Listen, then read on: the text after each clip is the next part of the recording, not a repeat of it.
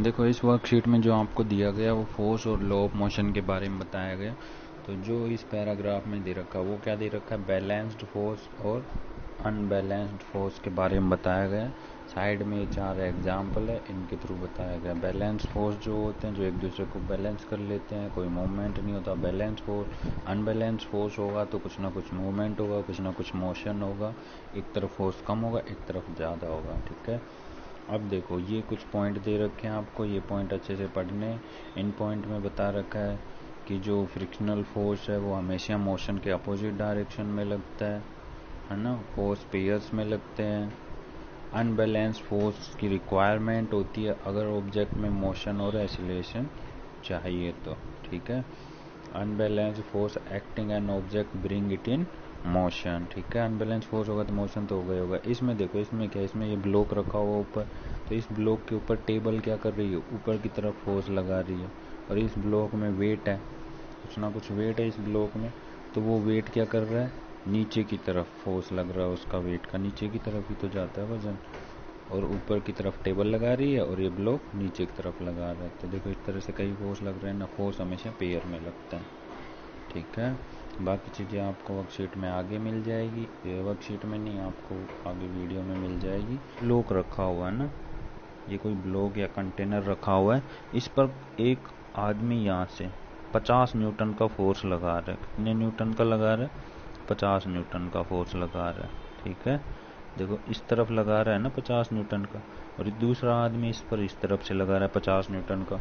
तो दोनों फोर्स क्या इक्वल है, 50 न्यूटन इधर से 50 न्यूटन इधर से। तो रिजल्टेंट फोर्स क्या होगा, ये किस तरफ खिसकेगा, किसी भी तरफ नहीं मूव करेगा, किसी भी तरफ मोशन नहीं होगा, क्योंकि जो फोर्स है वो क्या है, इक्वल है। क्या है, इक्वल है, 50 न्यूटन इधर से 50 न्यूटन इधर से।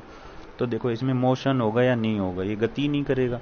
तो देखो इसमें कोई मोशन नहीं होगा, क्यों, क्योंकि फोर्स इक्वल है और बैलेंस्ड फोर्स है। बैलेंस का मतलब बराबर है, दोनों ने एक दूसरे को क्या कर दिया, बैलेंस कर दिया।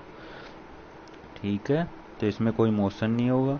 और रिजल्टेंट फोर्स जो होगा वो क्या होगा, फाइनल फोर्स जीरो। कहने का मतलब जो फोर्स एक दूसरे को कैंसिल कर देंगे, क्योंकि ये दोनों फोर्स अपोजिट साइड लग रहे हैं, दोनों इक्वल हैं, तो एक दूसरे को बैलेंस कर रहे हैं।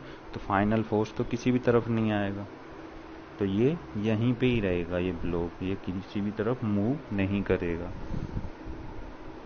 अब देखो सेकंड कंडीशन में, देखो ये कोई ब्लॉक रखा हुआ है, इस पर यहाँ से जो फोर्स लग रहा है इस तरफ, ये लग रहा है 200 न्यूटन का, 200 न्यूटन का, और इधर से लग रहा है 100 न्यूटन का, है ना। इधर से कितना लग रहा है, 100 न्यूटन का लग रहा है। अब आप देखो इसमें ये वाला 200 न्यूटन इधर लग रहा है, 100 न्यूटन इधर लग रहा है, तो किधर ज़्यादा होगा, इस तरफ ज़्यादा होगा ना। देखो ये रिजल्टेंट फोर्स इधर आएगा, कितना, 100 न्यूटन ज़्यादा लग रहा है इस तरफ। तो ये मूव किस तरफ करेगा, ये मूव भी इसी तरफ करेगा ब्लॉक, क्योंकि 100 न्यूटन फोर्स ज़्यादा लग रहा है इधर। ये 100 न्यूटन इसके 100 न्यूटन से कैंसिल, फिर भी इधर 100 न्यूटन बच जाता है फोर्स, रिमेनिंग फोर्स। तो फाइनल रिजल्टेंट फोर्स कितना आएगा, तो देखो फाइनल फोर्स कितना आ रहा है, 100 न्यूटन आ रहा है, 200 माइनस 100 तो 100 न्यूटन। और ये ऑब्जेक्ट क्या करेगा, मूव करेगा, देखो इधर मूव करेगा। क्यों मूव कर रहा है बताओ, ये इसलिए मूव कर रहा है क्योंकि जो फोर्स लग रहा है दोनों तरफ से वो कैसा है, अनइक्वल है। वो फोर्स क्या है, अनइक्वल है और अनबैलेंस्ड फोर्स है। तो रिजल्टेंट फोर्स या फाइनल फोर्स किसी एक तरफ तो आएगा ही आएगा, और जिधर फाइनल फोर्स रिजल्टेंट फोर्स आएगा उधर ही वो ऑब्जेक्ट क्या करेगा, मूव करेगा। तो ये क्या हो गया, बैलेंस फोर्स हो गया इसमें, और इसमें अनबैलेंस्ड फोर्स। तो दोनों के बारे में अच्छे से जान गए आप। अब देखो अनबैलेंस्ड फोर्स जब भी होगा, जब भी फोर्स बैलेंस नहीं होगा अनबैलेंस्ड होगा, तो उसमें देखो एक चीज तो होगी ही होगी, क्या होगा, मोशन तो होगा ही होगा उसमें, है ना। तो देखो मोशन तो होगा ही होगा, कब, जब अनबैलेंस्ड फोर्स हो। ठीक है, मतलब मूव करेगा ऑब्जेक्ट, किसी भी तरफ मूव करो, अनबैलेंस्ड फोर्स है तो देखो जैसे ये कोई ब्लॉक है, इस पर 50 न्यूटन का फोर्स लगा रही है इधर। अब जब भी किसी ब्लॉक को हम खिसका रहे हैं जमीन पर, ग्राउंड पर उसको धक्का मार रहे हैं, तो ग्राउंड भी तो कुछ ना कुछ उसको, कोई फोर्स उसको अपोज करेगा ना उसके मूवमेंट को। तो ये फ्रिक्शनल फोर्स हो गया। फ्रिक्शनल फोर्स क्या होता है, हमेशा अपोजिट साइड वर्क करेगा। ठीक है, जिधर आप उस पर फोर्स लगा रहे हो उसके अपोजिट साइड हमेशा ये क्या करेगा, वर्क करेगा। अगर मान लो 50 न्यूटन का फोर्स मैंने इधर लगाया तो फ्रिक्शनल फोर्स कुछ ना कुछ वैल्यू होगी उसकी, वो भी इधर ही लगेगा।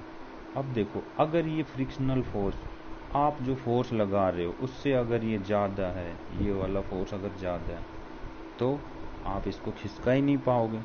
फिर एक टाइम ऐसा आएगा जब आप जो फोर्स लगा रहे हो वो और फ्रिक्शनल फोर्स बराबर हो जाएंगे, फिर आप और फोर्स बढ़ाओगे। तो जब फ्रिक्शनल फोर्स से ज़्यादा फोर्स हम लगाएंगे तभी क्या करेगा, ऑब्जेक्ट मूव करेगा। क्यों? तब अनबैलेंस्ड फोर्स हो गया उसमें, एक तरफ ज़्यादा एक तरफ कम। तो देखो, कोई भी चीज़ हो उसको जब हम धक्का मारते हैं या ग्राउंड पर उसको आगे खिसकाते हैं तो फ्रिक्शनल फोर्स काम करता है, ये आपको याद रखना है। और ये हमेशा अपोजिट साइड लगता है, जो हम फोर्स लगा रहे हैं उसके अपोजिट साइड। ठीक है।